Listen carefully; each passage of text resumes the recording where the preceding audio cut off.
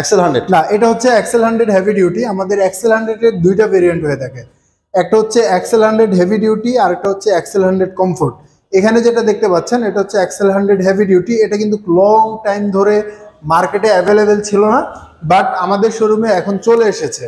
যারা ডেলিভারি কাজের জন্য অথবা হচ্ছে যে পার্সোনালি ইউজের জন্য এই বাইকটি চাচ্ছেন, খুঁজছেন, তারা আমাদের শোরুমে আসলেই এক্সেল 100 হেভি ডিউটিটা অ্যাভেলেবেল পেয়ে যাবেন।